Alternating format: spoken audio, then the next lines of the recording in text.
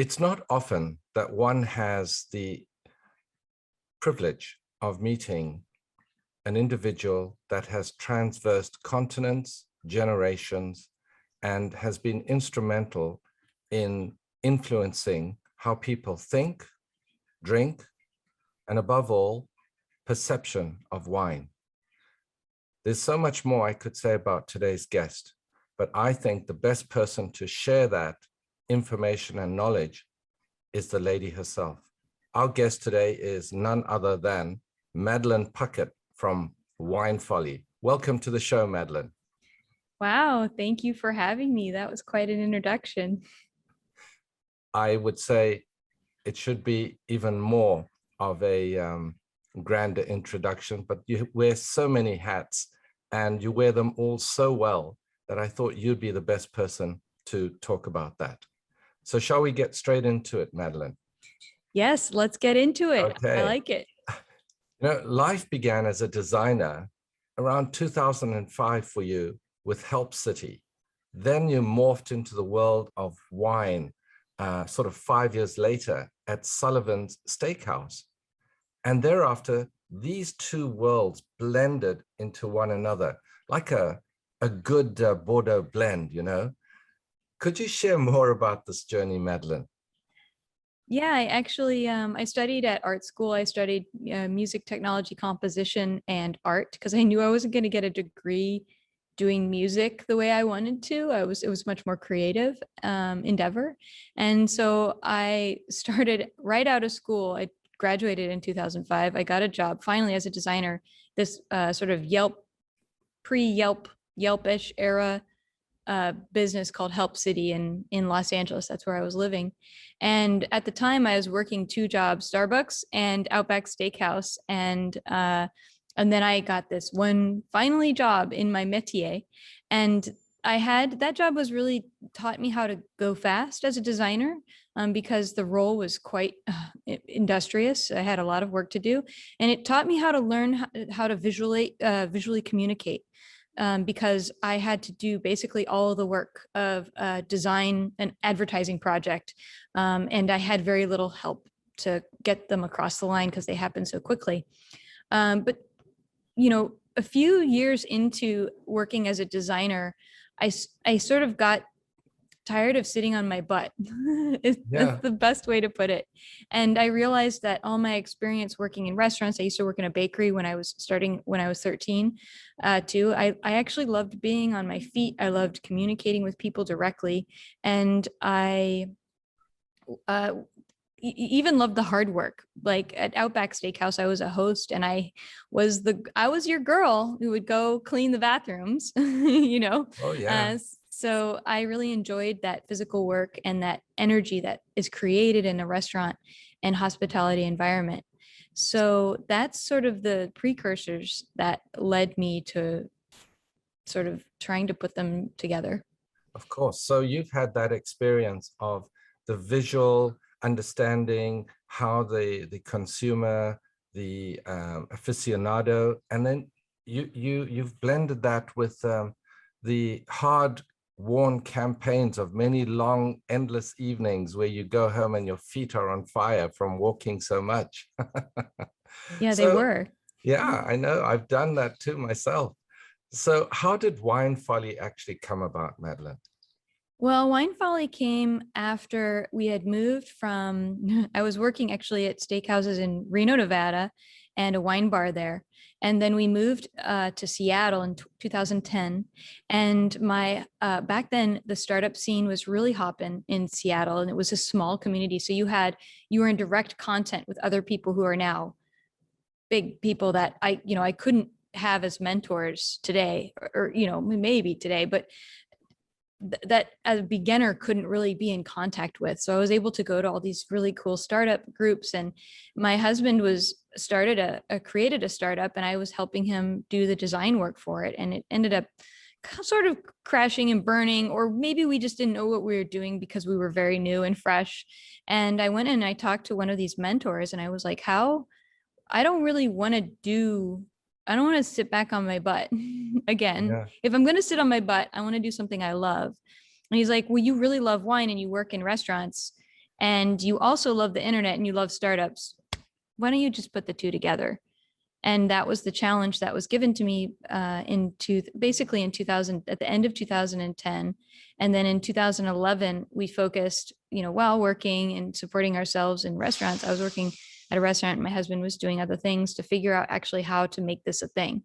And so that's, it launched. We were a little late to the table, but we launched in December 25th, 2011 was our first official blog post.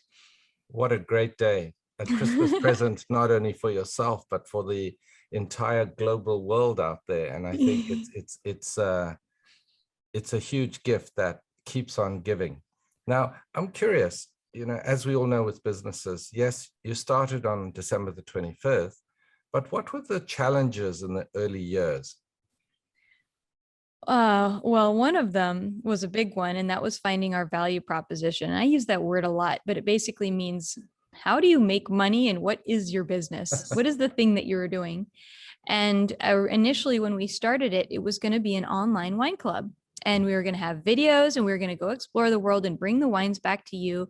And you were going to discover wine through this regional exploration of the world. And I still love that idea. In fact, we just launched our wine club last year, basically on this original premise, but it took us this long to get there. But that at the time was not, having a wine club online was a rare and odd bird of a thing.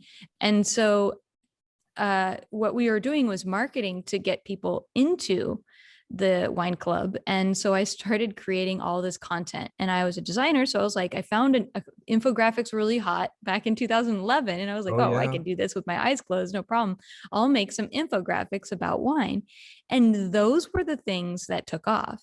And it was weird because we launched our first infographic and it was called How to Choose Wine. And it was this fun sort of sardonic flow chart where you either end up with a bottle of delicious Côte d'Aron or you get kicked out of the chart because you don't deserve wine. And it was sardonic. It wasn't actually that helpful.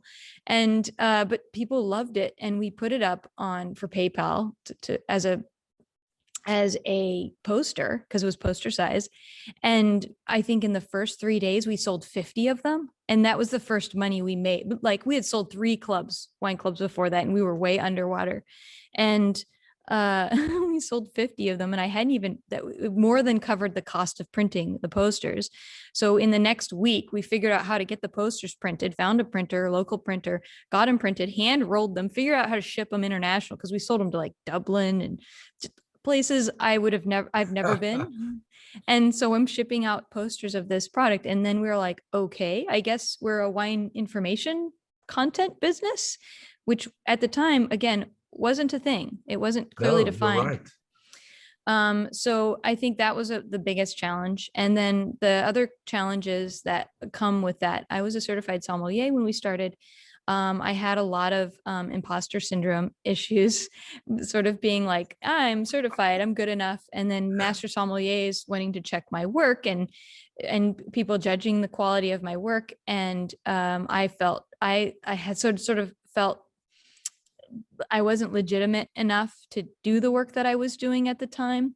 And I was also an untrained entrepreneur. I was a well-trained server and sommelier and an untrained entrepreneur. So there were a lot of things that I can do that, sort of, and looking back, I was like, wow, you had either big balls, or you were fearless, or you didn't know what you were getting into. Any number of those 3 things. Yeah, but it's the combination of those 3, Madeline. Those are oftentimes the ingredients for not just a success, but huge success. When you overthink it, you're going to say, oh, there's this and this. You sometimes just have to say, let's do it. Yeah. So, yeah, it was very much both my husband, because my husband started the business with me. Both my husband and I kind of had that attitude, like, we can figure this out. How hard could it be? Exactly. Yeah. Now, Wine Folly on your website, you show legions of staff contributors. Can you share with our audience the scope and the breadth of Wine Folly's operations? Yeah, it's it looks maybe bigger than it is. I think until 2019, Wine Folly was essentially 2 people. We've had comings and goings with another core staff of essentially 4 people through the duration of the majority of the time that Wine Folly was there. And then in 2019, we grew the business and we have now 12 full-timers. But a lot of the contributions were made by the community. Like people would write, hey, I know something about Israeli wine. And so we would talk about the content and I would hire them as a contributor to write about Israeli wine. And they would share that information with the world and improve the quality of information on the internet with their knowledge. So a lot of the contributors you see on our site were contracted with us, and we paid them for their work, even though we gave away their work for free. So it was always hard to do, but I always wanted to do that because my goal was to have the best, most useful wine information online. That's wonderful. And the material, that particular poster you're talking about, Madeline, is that the one with the bottle, and then you have these sort of lines going with sort of circles, and then another circle, another circle? That was the second one that I did. Yeah, that one is called Different Types of Wine, and it was made after people basically responded to this poster, and they're like, I actually want to know how to choose wine. And so that was my response to their request, was like, okay, I'll make you what you want. Here's an example of how you can find a wine that you want to drink. And it was by, I think the thing that was different about it is it follows actually a sommelier model, where we go and to the table and ask people questions about what wine they want. And we go, oh, did you want red or white? Did you want it to be fruity or dry? Did you want more of the red fruit flavors? Did you want big, dark black fruit flavors? And we kind of walk down this decision tree actually with a customer at a restaurant to find the wine they want to drink. And maybe we'll ask them about their food they're eating and maybe make a recommendation on that. There's a bunch of different things sommeliers do, and sometimes they just lead with an amazing story. But I use the decision tree to essentially design that poster. Yeah, and that's something that we often do here, and I've done that many times myself. What's your preference for food? Is it more spicy? Is it something a little bit more simple? Are there foods that you don't eat? So it's true. It's essentially the decision tree. And in a former life, having been an auditor, the flow chart is very much touched my heart. Excellent. Having That's had excellent. to design those. Now, we live in a world, Madeline, that's advancing at a hectic pace. In all aspects, the pace is just increasing, but certainly technology as well. Could you share with us the development of the merging with Global Wine Database in 2019? Oh yeah, that was it felt like a huge risk at the time, but it was one of the smartest choices we made as a business. I'd been working with my husband, and after his dad passed away, actually in 2015, he sort of was like, this doesn't feel, this is what you want to do, and I support you in that, but this isn't what I want to do. And so from 2015 to 2019, I was kind of on my own, sort of figuring out how to run the business and grow the business. And I realized that I'd lost a huge facet of our technology when I lost my husband, because he was really the tech developer for the site and everything like that. And he was this amazing idea guy, and he would implement his ideas. And so I had been digging around trying to find information about wine. And I guess I had followed David Glusman. This is the guy who runs Global Wine Database, for years on Twitter. And I met him and we had a couple of conversations, and I kind of felt like he was another unicorn in the wine industry. Here's somebody who is basically a boy of the internet. He understands how it operates. He knows how to design and develop for it. He's a developer. He is a designer. He's like a little bit of a jack of all trades in so many ways, but he also has deep knowledge on wine. And when he showed me his information model for Global Wine Database, I was like, you clearly understand enough about wine because wine information seems really disparate when you look at it, but when you understand the ontology of wine, sort of like ontology being sort of how we learn and how we observe a system, and you dive into that system through this observational model. He had modeled the ontology of wine through a database perspective, whereas I'm modeling it through a human-based learning perspective. He had done it with essentially the technology. And I was like, what can I help you? Is there anything I can do to help you? And then what can I do to help? And so then we actually that was what started the discussions about merging our two brands. That sounds like a really exciting project. And how are you up to today? Where have you, how can the It's audience growing find out? really well, actually. The Global Wine Database is an information model, and we've built several things with it that are outstanding and incredible. And for example, we've built region guides, so they're publicly available, region guides of wine regions of the world. So we did Argentina, Napa Valley, Bordeaux. We did Sicily. We're about to launch another one tomorrow. Coming out tomorrow. And Okay. the wineries add their wine information and their wines to it. And then we have a human sort of informational model that help you learn about the region so that you can find the wines that you like. And then all the wines are there.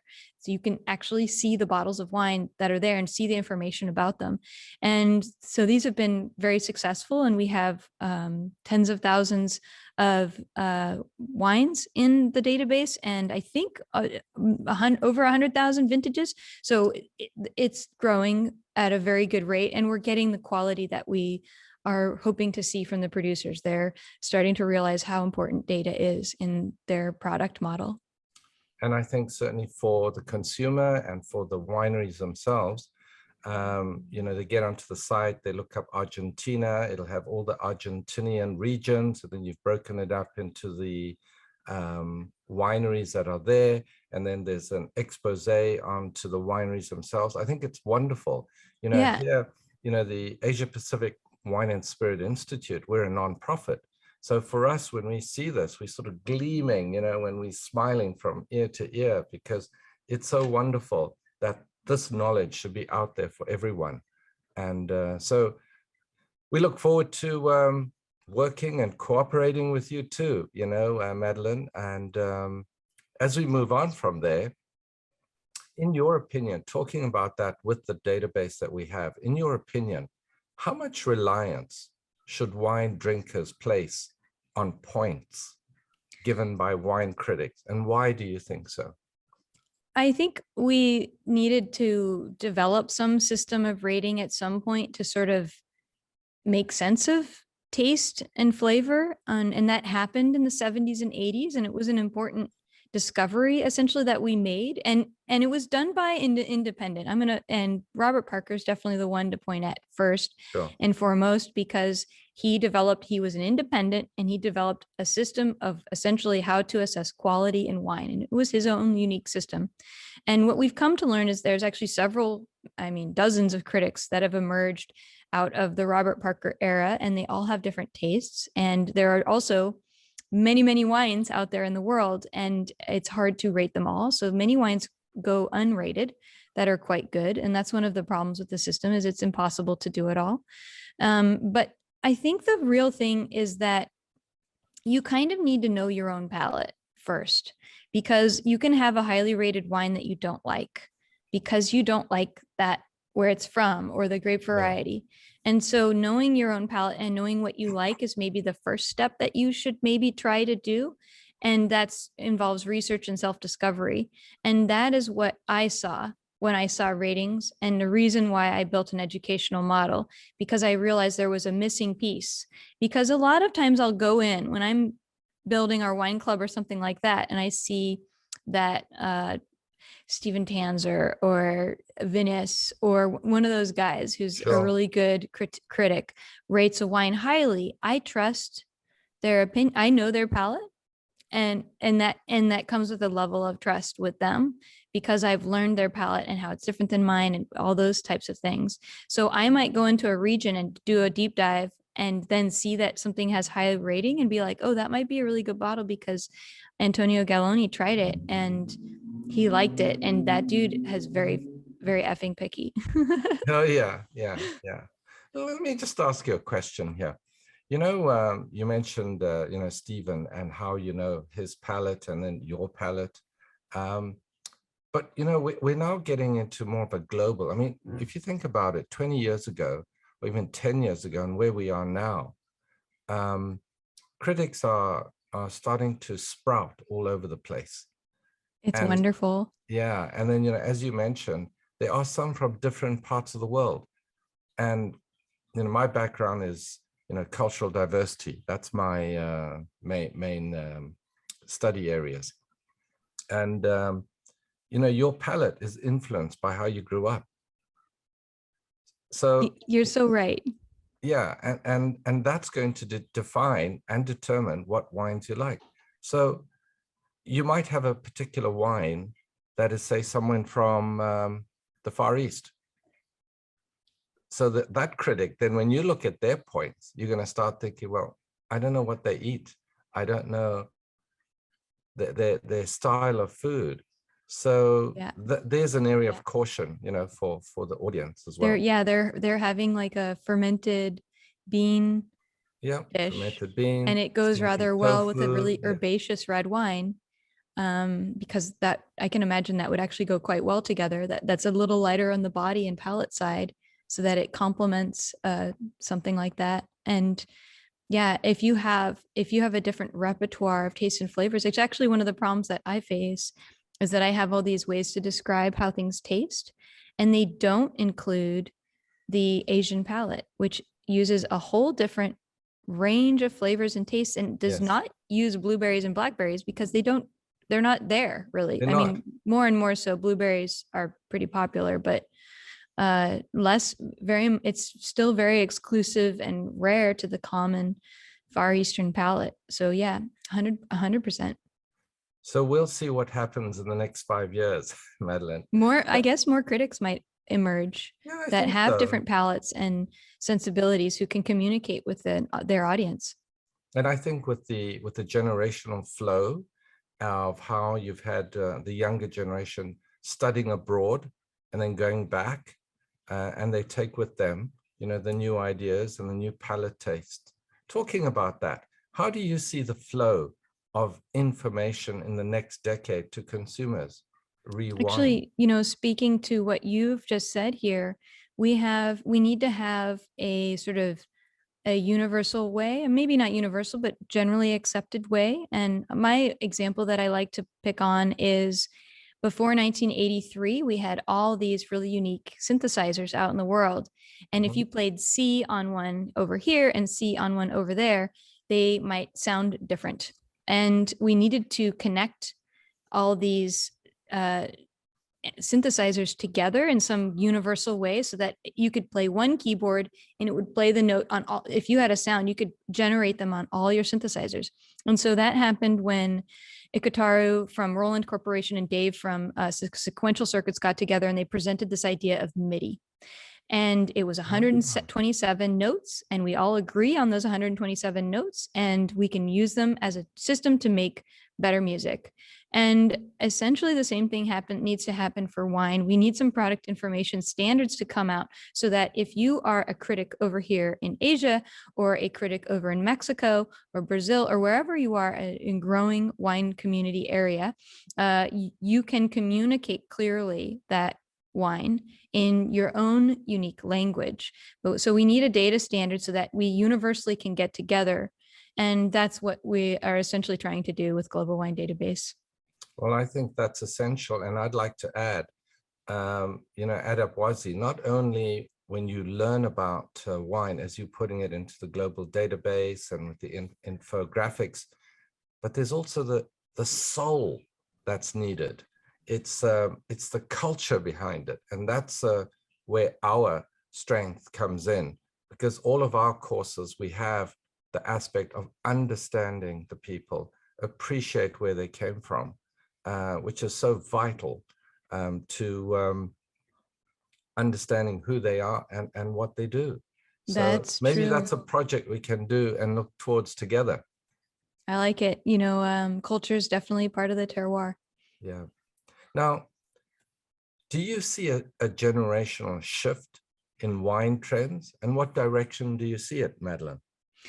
I've been thinking about this a lot because I do get asked this frequently. And one of the things I notice is the amount of because younger folks eventually become wine drinkers, maybe sometime in their 20s, and they start to become interested in wine. And where are they coming from prior was they were coming from a soda world. And Yeah. now we're sort of in a kombucha fruit Kombucha. juice world. And we are our palates are more open to tannin and tartness and acidity and fruitiness, and we're actually okay with fermented flavors more so than we were prior, even in America. And so I think I've been seeing a lot more fruitier wines appeal to a growing generation, interested generation of wine drinkers, and fruitier or maybe even natural wines. And one of the things that I think is leading that charge is this sort of, I'm going to vote with my wallet. It's sort of a way of thinking, a way of being, and very much my generation, anyone younger than me, is very concerned with the money they spend. They want it to go in a good place. Where they work, they want to do good, because there's so much pressure to do good because we have really big, heavy weights hanging on our shoulders, climate Yes. change and getting along and war, modern war and things like that. So we are, as our youth becomes adults, we're trying to take on those responsibilities and learn how to do that. And it's reflecting in how we consume. And that is one thing I'm seeing is lighter alcohol wines and fruitier wines, and those being fine wines, actually very fine wines, and that being acceptable. Whereas back in the 90s generation, we wanted the biggest, boldest, most brash, rich wine that you could just sink and it would just knock you off your feet, kind of a thing. Although those are still they're still quite valid. They're still quite popular, but I think fruitier is on the rise. Yeah, and I think in time to come, you will certainly see that. I think this, the globalization of and migration of the younger generation going to all different parts of the world to study, and then they go back to their own countries. It's made the spread of wine far more prolific than it might have been. So we look forward to seeing what the next few years bring in. Now, Yeah. Madeline, you've got access to the global wine database. What is the most definitive information that it offers that surprised you the most, being the analytical person that you are? There's a couple of things maybe that are surprising to see. One is the information I had before Global Wine Database was generally acreage information or total crush numbers of a country or region. And in the Global Wine Database, what's different is I'm actually seeing what wines are actually made in a specific place versus a mass place. So you might see some really big numbers of an area and think that it's important, and therefore it's the most important wine because it's the most planted grape.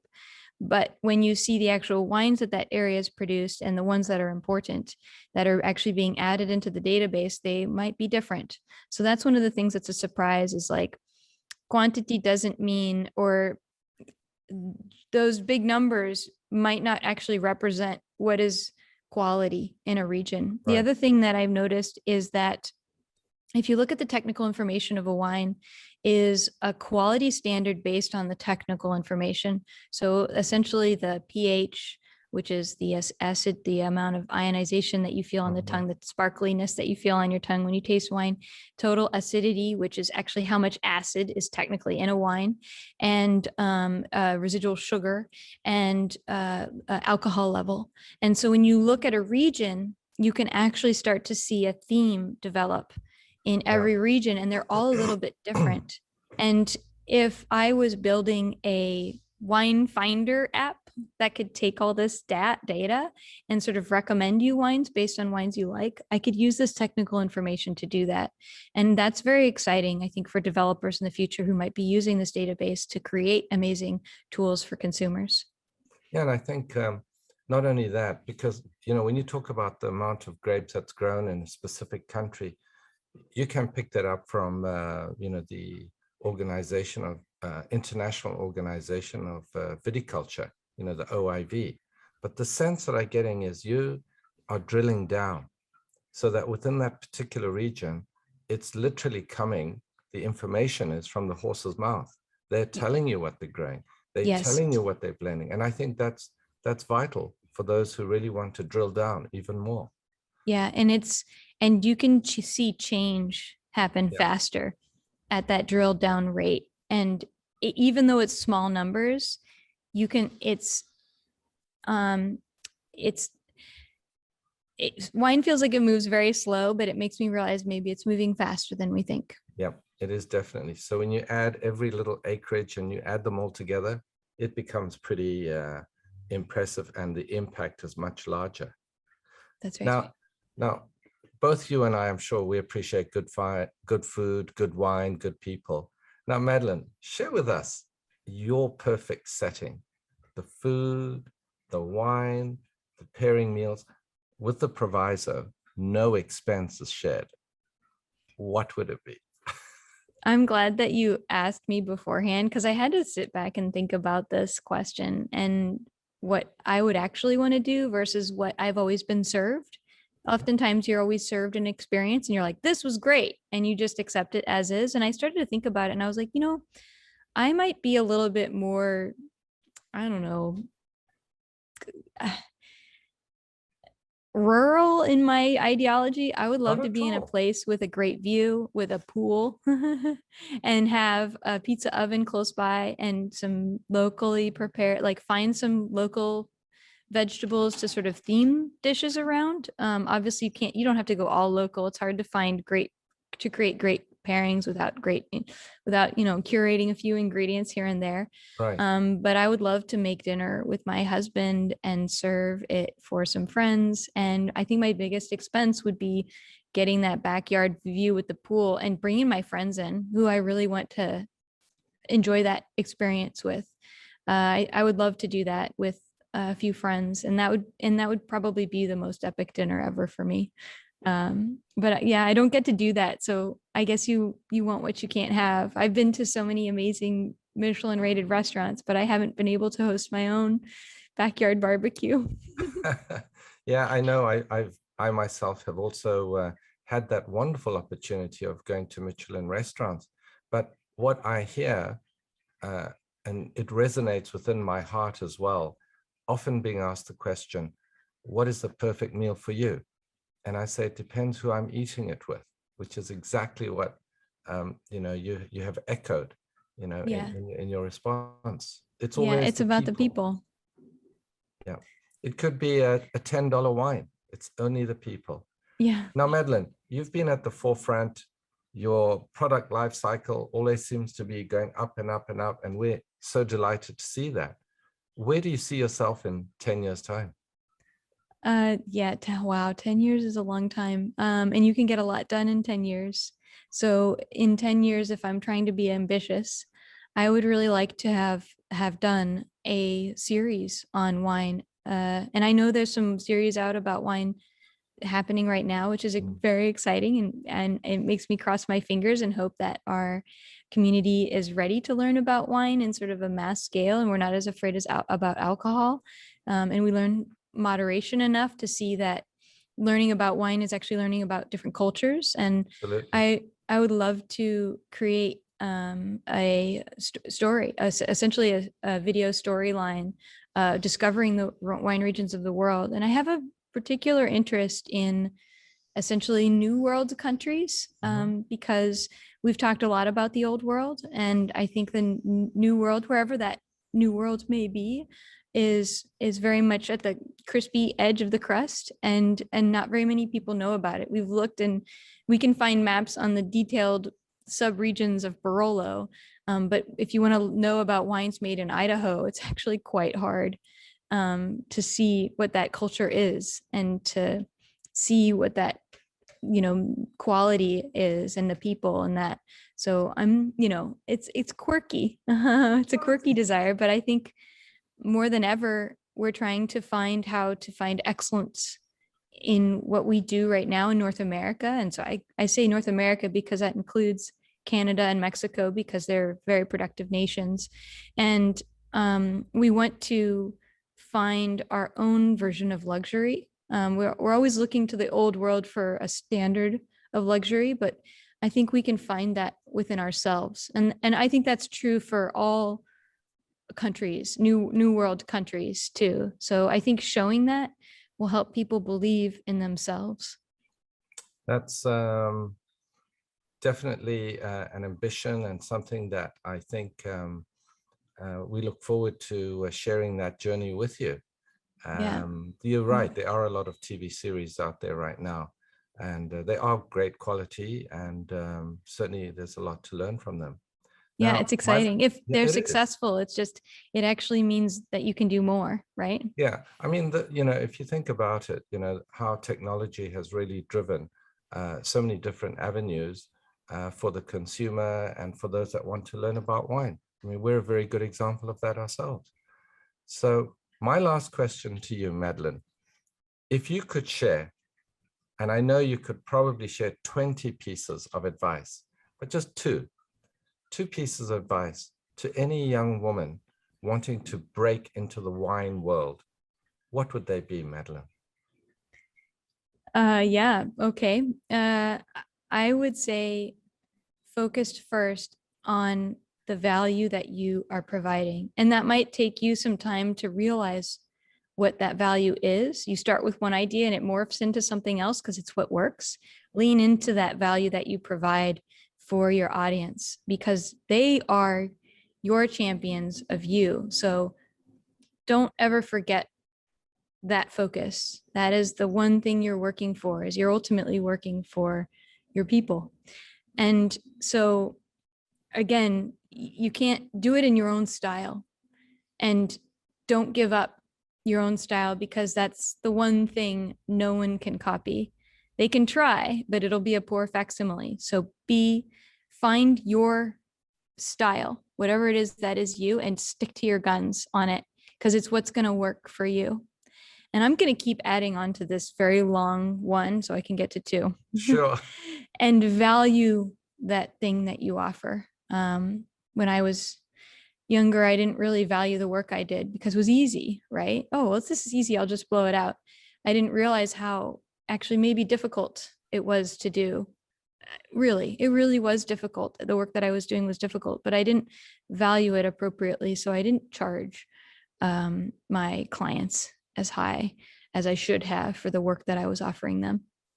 And then finally, my second thing, see, that was one thing, is if you're doing the right thing, and listen to this, if you're doing the right thing, you're going to get haters. They're going to come. You're going to get haters. They're going to come and they are going to troll and try to harass you, and they're going to try to tear you down. And this is just a sign of your success. So you can deal with haters however you find appropriate. And it should be appropriate in that you take the high road. But the way that I do it, if you want to know how I do it, it might not work for you, but it works for me. I followed this one guy's advice called Grant Cardone, and he says, he's got a Southern accent, and he says, love the haters. So I love my haters. And I found that when I lean into that love, I can turn a lot of hate into love too. Well, we have our own legion of haters too, and we also try. But on that note of inspiration, love, and motivation, I think I can say with great confidence that both Madeline and I really wish all of our viewers and audience out there be safe, enjoy the wine, and appreciate the moment. Madeline, thank you very much for being on our interview. It's been wonderful. Thank you. Please comment, like, share, or subscribe to our videos.